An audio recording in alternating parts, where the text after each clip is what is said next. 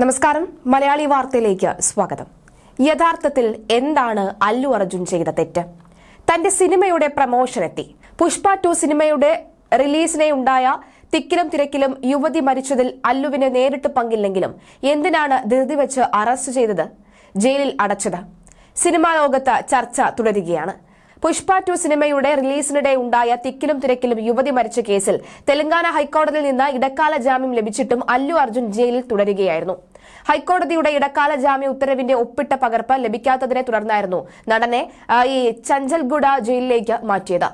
ഇന്ന് പകർപ്പ് ലഭിക്കുന്നതോടുകൂടിയാണ് അല്ലു അർജുൻ അല്പസമയം മുൻപ് പുറത്തിറങ്ങിയത്. ഇന്നലെ രാവിലെ അറസ്റ്റിലായ താരത്തെ ഹൈദരാബാദിലെ നാൻപള്ളി മജിസ്ട്രേറ്റ് കോടതി 14 ദിവസത്തേക്ക് റിമാൻഡ് ചെയ്തിരുന്നുവെങ്കിലും മണിക്കൂറുകൾക്കുള്ളിൽ തെലങ്കാന ഹൈക്കോടതി ഇടക്കാല ജാമ്യം അനുവദിക്കുകയായിരുന്നു. വൈകിട്ടോടുകൂടി പുറത്തിറങ്ങാനാകുമെന്നായിരുന്നു പ്രതീക്ഷയെങ്കിലും ഉത്തരവ് വൈകിയതിനെ തുടർന്ന് അത് തിരിച്ചടിയായി. അല്ലു അർജുന്റെ അറസ്റ്റിൽ കടുത്ത പ്രതിഷേധവുമായി ആരാധക കൂട്ടായ്മ രംഗത്തെത്തി. തെലങ്കാനയിൽ വലിയ രീതിയിലുള്ള പ്രതിഷേധമാണ് ഉയരുന്നത്. അല്ലു അർജുന്റെ അറസ്റ്റിൽ പുകയുകയാണ് തെലങ്കാന രാഷ്ട്രീയവും തെലുങ്ക് സിനിമാ ലോകവും.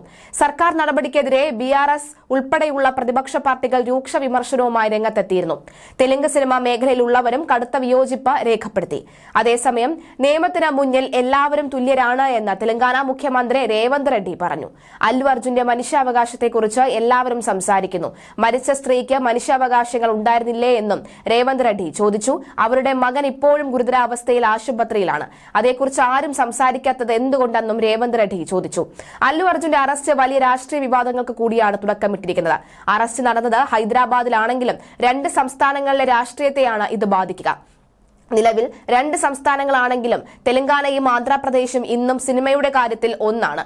തെലുങ്ക് സിനിമാ മേഖലയെ സംസ്ഥാന അതിർത്തി എന്ന വേലുകൊണ്ട് വേർതിരിക്കാനാവാത്തതും ഈ രാഷ്ട്രീയ വിവാദത്തിന് പുതിയ മാനം നൽകുന്നതുമാണ്. 2 സംസ്ഥാനങ്ങളിലായി നിലനിൽക്കുന്ന പ്രധാന പാർട്ടികളുടെ നിലപാടും അല്ലു അതുപോലെ തന്നെ കൊനിഡോല കുടുംബങ്ങൾക്കിടയിലെ അകൽച്ചയും ഈ കുടുംബങ്ങൾക്ക് തെലുങ്ക് രാഷ്ട്രീയത്തിലുള്ള നിർണായക സ്വാധീനവും വീണ്ടും ചർച്ചയാവുകയാണ്. ആന്ധ്രാപ്രദേശിലെ വെസ്റ്റ് ഗോദാവരി ജില്ലയിൽ നിന്നുള്ളവരാണ് അല്ലു രാമലിംഗയെയും അതുപോലെ തന്നെ കൊനിഡേല വെങ്കട് റാവുവിന്റെയും പൂർവികർ. എഴുത്തുകാരനായ കൊനിഡേല വെങ്കട് റാവുവിന്റെ മക്കളാണ് നടന്മാരായ ചിരഞ്ജീവിയും നാഗേന്ദ്ര ബാബുവും പവർ കല്യാണും. നടനും എഴുത്തുകാരനുമായ അല്ലു രാമലിംഗയുടെ മകളായ സുരേഖയെയാണ് ചിരഞ്ജീവി വിവാഹം ചെയ്തത്. അന്നു മുതൽ 2 കുടുംബാംഗങ്ങളും അടുപ്പത്തിലായി. സുരേഖയുടെ സഹോദരൻ അല്ലു അരവിന്ദിന്റെ മക്കളാണ് അല്ലു അർജുനും അല്ലു സിരിഷും. അതുപോലെ തന്നെ ബന്ധുക്കളാണെങ്കിലും അല്ലു അർജുനുമായി ഏറെ നാളായി അകൽച്ചയിലാണ് ആന്ധ്ര ഉപമുഖ്യമന്ത്രിയും ജനസേന പാർട്ടി അധ്യക്ഷനുമായ പവൻ കല്യാൺ.